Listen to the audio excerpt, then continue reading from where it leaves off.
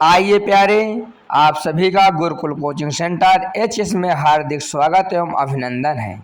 आज हम अयोध्या सिंह उपाध्याय हरिऔध जी का संक्षिप्त जीवन परिचय, साहित्यिक परिचय, भाषा शैली एवं प्रमुख रचनाओं के बारे में इस वीडियो में देखेंगे, जो हमारे परीक्षा के दृष्टिगत बहुत ही उपयोगी होने वाले हैं। फेयर कैसे कंप्लीट करते हैं यहाँ से समझेंगे, और किस प्रकार हम संक्षिप्त जीवन परिचय और साहित्यिक परिचय लिखेंगे इसको भी समझेंगे। क्योंकि अब सामान्य हिंदी के छात्र छात्राओं के परीक्षा में यानी कक्षा 12 की परीक्षा में यूपी बोर्ड के अब जीवन परिचय देखने को जल्दी नहीं मिलता है, आता है साहित्यिक परिचय। अगर साहित्यिक परिचय आए तो हम साहित्यिक परिचय इस प्रकार लिखेंगे, लेकिन लिखने के पहले इस प्रकार हम संक्षिप्त जीवन परिचय अवश्य लिख लेंगे, तभी हमको यूपी बोर्ड में पूरे के पूरे 5 नंबर मिलेंगे। इस प्रकार हम अपना डालेंगे संक्षिप्त परिचय। जन्म लिखेंगे, जन्म स्थान लिखेंगे, पिता और माता का नाम लिखेंगे। यदि शिक्षा के बारे में नहीं लिख पा रहे हैं तो मत लिखिए। भाषा लिख लेंगे। शैली के बारे में नहीं लिख पा रहे हैं मत लिखिए। प्रमुख रचनाएं 2, 3, 4 इनकी याद कर लेंगे, उसको जरूर लिख लेंगे, और मृत्यु जरूर लिख लेंगे। यानी कुछ बिंदु हैं जो हमको संक्षिप्त जीवन के अंतर्गत अवश्य ही लिखनी है, जैसे मृत्यु, प्रमुख रचनाएं, भाषा, माता पिता, जन्म और जन्म स्थान यानी जन्म कहाँ हुआ था, ये संक्षिप्त परिचय में हमको अवश्य लिखना है। उसके बाद फिर पूछेगा, यदि लेखक का मतलब ये है कि जो बोर्ड की परीक्षा में जब प्रश्न पूछे जाएंगे कि अयोध्या सिंह उपाध्याय जी का संक्षिप्त जीवन परिचय देते हुए उनकी साहित्यिक सेवाओं का परिचय दीजिए, तो फिर हम इस प्रकार साहित्यिक परिचय की हेडिंग डाल लेंगे। लेकिन हम चाहे हमें रचनाएं लिखना पड़े, चाहे भाषा शैली लिखना पड़े, लेकिन किसी भी लेखक या कवि का याद रखिए, परीक्षा के समय संक्षिप्त जीवन परिचय हमको अवश्य लिख के आना होता है, तभी हमको पूर्ण नंबर प्राप्त होते हैं। तो समझ गए संक्षिप्त जीवन परिचय का महत्व, ये 5 नंबर पक्का करते हैं। तो इस प्रकार आप फेयर में भी लिखिए और परीक्षा में तो आपको इसी प्रकार लिखना ही है।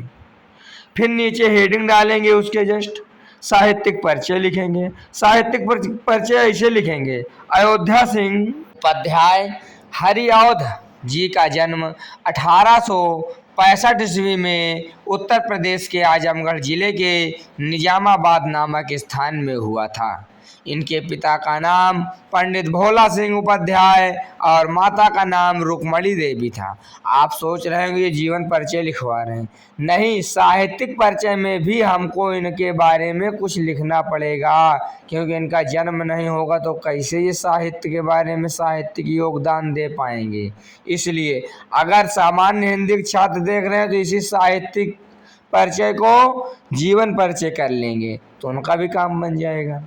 और हम वैसे सामान्य हिंदी के छात्रों के लिए विशेष रूप से बता रहे हैं कि अब जीवन परिचय की हेडिंग छोड़ना बंद करिए, साहित्यिक परिचय की डालिए। तो इनका नाम रुक्मणी देवी था। इन्होंने घर पर ही स्वाध्याय से हिंदी, संस्कृत, अंग्रेजी और फारसी का अच्छा ज्ञान प्राप्त कर लिया था। इनको अध्यापन कार्य में बहुत रुचि थी। इन्होंने हिंदी साहित्य में विविध विधाओं में रचनाएं की। इन्होंने हिंदी के पुराने तथा संस्कृत छंदों का भी प्रयोग किया है। इन्होंने अपने जीवन काल में हिंदी साहित्य में महत्वपूर्ण योगदान दिया है। ये अपने जीवन काल में अनेक साहित्य सभाओं और हिंदी साहित्य सम्मेलन के सभापति भी रहे। इसी प्रकार हम फेयर में लिखेंगे, याद भी इसी प्रकार करेंगे, 1-2 लाइन इधर उधर हो जाए कोई बात नहीं। हरिऔध की साहित्यिक सेवाओं का ऐतिहासिक महत्व है। निस्संदेह ये हिंदी साहित्य के गौरव थे। ऐसे महान साहित्यकार का निधन 1947 ईस्वी में हो गया। तो इस प्रकार हम इनकी साहित्यिक सेवाएं लिख लेंगे। इसके बाद मान लीजिए प्रश्न पूछ ले कि संक्षिप्त जीवन परिचय देते हुए प्रमुख रचनाओं का उल्लेख कीजिए।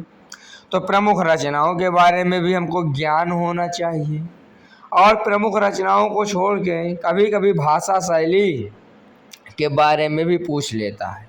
कि हिंदी साहित्य के मतलब इस साहित्यकार के साहित्यिक सेवाओं और भाषा शैली के बारे में लिखी है। तो हम प्रमुख रचनाओं के बारे में भी पढ़ेंगे हम, और भाषा शैली के बारे में पढ़ेंगे। संक्षिप्त जीवन परिचय प्रत्येक लेखक और कवि का याद ही करना है ना। तो प्रमुख रचनाएं इनकी देखिए कि प्रमुख रचनाएं इनकी हम इस प्रकार लिखेंगे कि इन्होंने गद्य और पद्य दोनों विधाओं में रचना की है। वैदेही वनवास, पारिजात, प्रिय प्रवास, चोखे चौपदे, रस कलश, रसिक रहस्य, कर्मवीर, पद्म प्रसून, पद्य प्रसून है, अधखिला फूल, ठेठ हिंदी का ठाठ आदि। इस प्रकार हम कुछ रचनाएं याद कर लेंगे। फिर भाषा शैली लिखेंगे कि हरिऔध जी पहले ब्रज भाषा में ही काव्य रचना किया करते थे, लेकिन बाद में खड़ी बोली का भी प्रयोग इन्होंने किया। इन्होंने प्रबंध और मुक्तक शैलियों में सफल काव्य रचनाएं की।